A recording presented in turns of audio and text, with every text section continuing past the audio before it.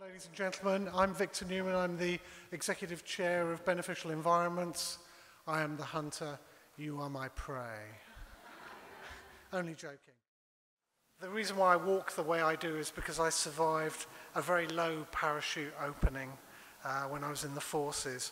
I'm an inventor of innovation techniques, author of several books, and one of the reasons I'm here is because Guy and I were at school together, so it's his fault.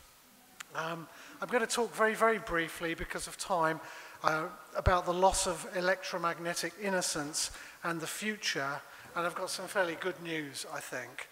I'm going to introduce you to some robust maturity models to help us understand where people and industries are, because I think we need to understand where industry is in its own head, and we have to understand the limitations. In other words, they're not bad because they are evil, they're often bad because they don't know what else to do.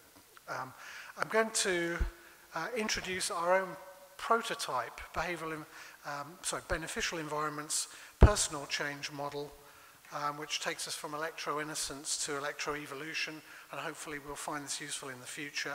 And finally, I'm going to say something fairly obvious, which is that fashion and the issue of employer liability is going to drive innovation.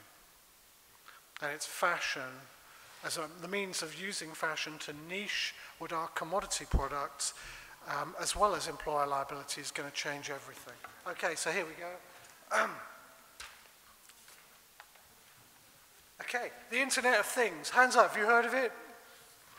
Lovely, brilliant. Any idea what it's about? Okay, brilliant, I can get away with saying anything. Fundamentally, it's about putting sensors into everyday objects so they can be connected in a way that means you can use objects and deliver transactions and services much more efficiently. Interesting value. Back in March 2013, Cisco published a white paper suggesting it was worth $14.4 trillion potential value at risk was the curious term they used. And then 2 years later, they said it's worth a lot more, 19 trillion. I saw the figures when I was working with them 2 years ago, and I think they've underestimated it by, I think it could be treble. It could be much, much bigger. I think the reason why they haven't understood the potential is they've made these calculations based on existing legacy transactions rather than blue ocean, potentially new transactions, especially in telehealth, which are designed to actually change patients' behaviors so we don't have to give them any drugs or put them in hospital. So going beyond the Internet of Things, we probably accept, do we, that innovation is a social and a political act? Why is innovation a social act? Because it involves, yay, yeah, it involves people. And it's a political act because what? Sorry? Oh, you could do, yeah, brilliant. It's partly because what it means is, one of the key things about innovation is it means that business models have to change. And obviously, if you've built your career on a business model, you don't want it to change. And so that's our fundamental problem. So moving on, talking about moving from electro-innocence to evolution, we're probably quite early on in this maturity model. There are people, who are perhaps electro-innocent, who assume there is no problem, there are no issues, there's no need for any precautions, the problem doesn't exist. There are people who are sensitive, who are sensing, they are feeling these effects, they're aware of them, they can probably begin to measure them. There are people who are moving into another level, which is becoming electro-sensible. So they've gone through these first two stages, and now they're beginning to make choices. In other words, where do I put my money? What do I start to control? Which variables do I need to control in order to make my life productive? And then perhaps if one can get that stability in that electrosensibility or sensibleness, then we can start to move out of that personal space into becoming electro-responsible. So in other words, we start thinking of Dr. Val Evans' beautiful pro forma that parents could invite a school to complete. I see that as a powerful way of of actually calling upon people to accept electro-responsibility. And I have to admit, when I saw that, I thought, wow, we actually need more things like that, more pro forma documents that make it quite clear where responsibility sits. And then hopefully, I think if we can move into that responsibility phase, we start to encourage people to become responsible in environments and in the products that they sell to us and services. We can also move into the electro-evolution phase where we can start influencing the research, the standards that we require, and the implementations of those standards in the forms of buildings, products and services, and potentially in terms of practice. But if we, that's kind of, hopefully that's a useful model to sort of think about where you are and where you might want to be and what sort of weapons you might require or tools you might require to make that move. But we also need to understand where people are. So, yeah, so we're probably aware of the denial, the fear, the classic components of this model where something awful happens. What is it they say about change? Change is when the thing you didn't want to happen happens to you, or the thing you least wanted to happen. And so we go through that shock, and there is a physical component to that, having gone through a few myself. You then sometimes go into denial or disbelief. You know, it couldn't possibly be the case. And as we know, some political parties are locked into this cycle, going round and round. You know, the future isn't happening, reality isn't real. Let's go back to the 70s. We can then get into frustration and bargaining. Let's make it go away. Let's get the BBC to say it doesn't exist. But you know, this frustration, bargaining, in the hope that we can return, and then when that doesn't work, depression. Sorry, I assumed it was happening. Depression, low mood, lacking in energy, start writing your biography. And then perhaps, you know, acceptance, you could begin to move into experimenting with the idea. Hang on, there could be something here.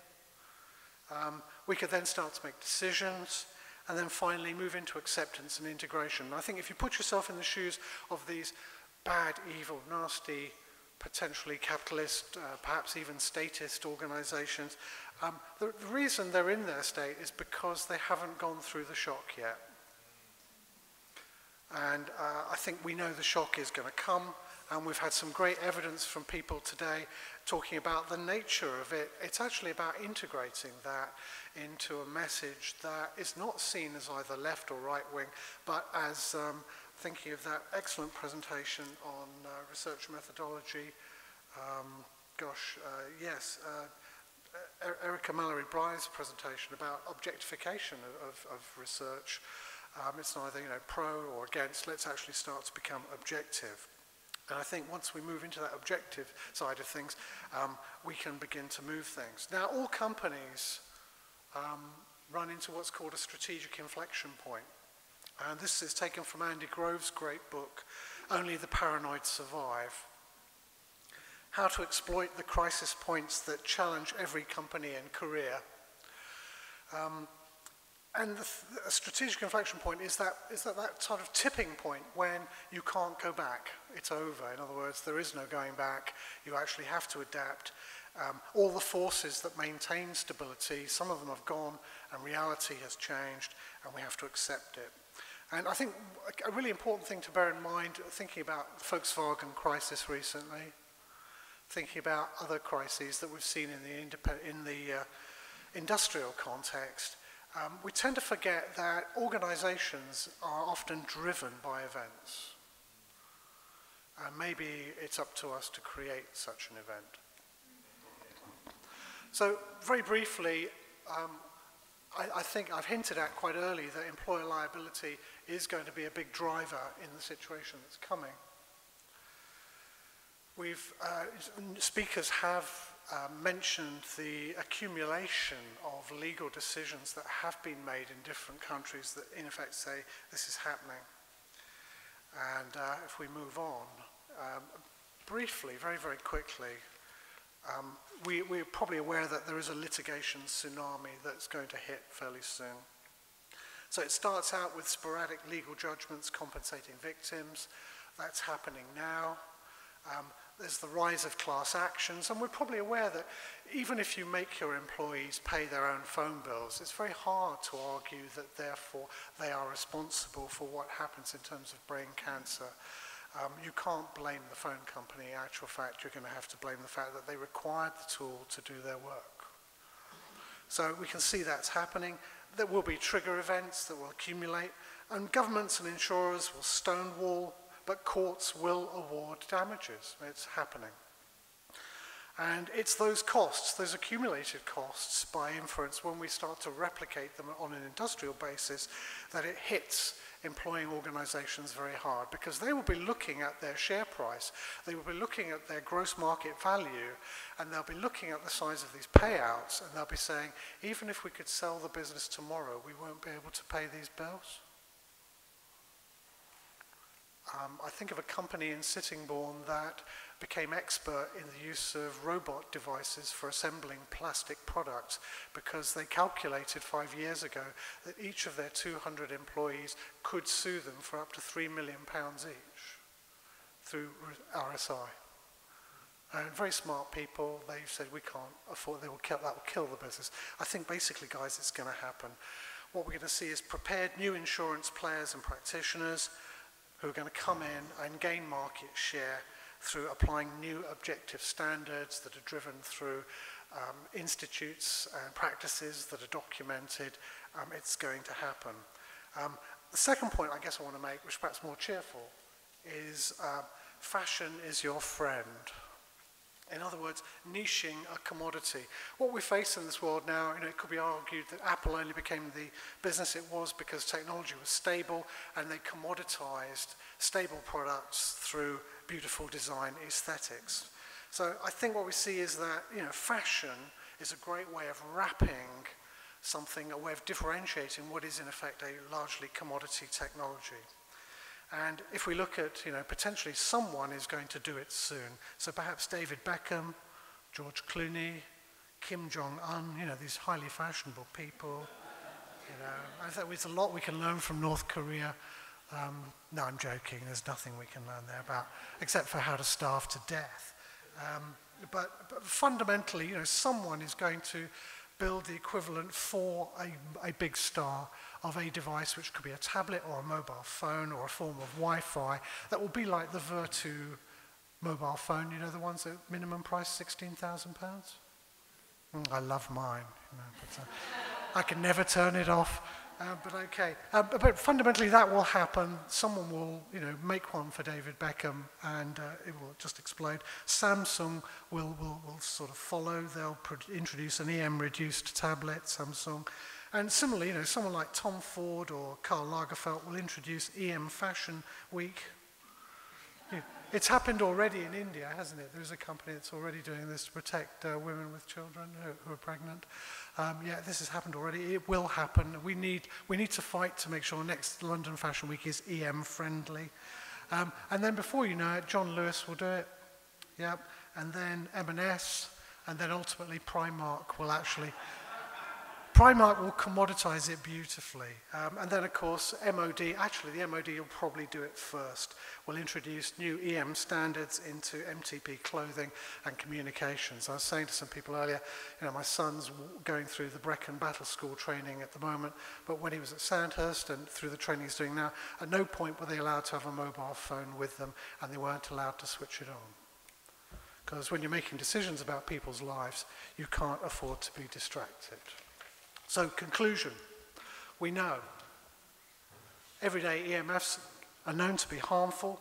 Trigger events will occur to change public opinion, to accept the new reality. We think of VW, we think of the refugee crisis, how cleverly we were manipulated emotionally around that. The corporate wipeout exposure risk, the accountants are going to look at it, the CFO is going to look at it, he's going to say, guys, we're going to have to do this. And I'm just thinking, sorry, I didn't mention this, that we have someone in the audience that I was talking to a moment ago, Steve Huff, was talking about the fact that he had managed to, through his consultancy, to differentiate a everyday block of flats in Germany that ordinarily couldn't be sold. By putting EM technologies into it, he turned it into a niche product. They sold all of them, and the other 3 blocks are empty. No one wants to buy. Listen, it's happening. It's going to happen. It's going to be fashionable. It's going to be sensible at some point.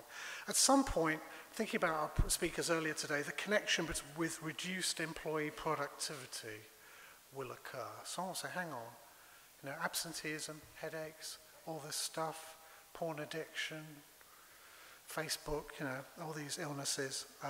Someone will work it out. Someone will quantify the cost of it all. And finally, commodity products will be increasingly niched via EM proofing technologies. So that's all I'm going to say today, guys.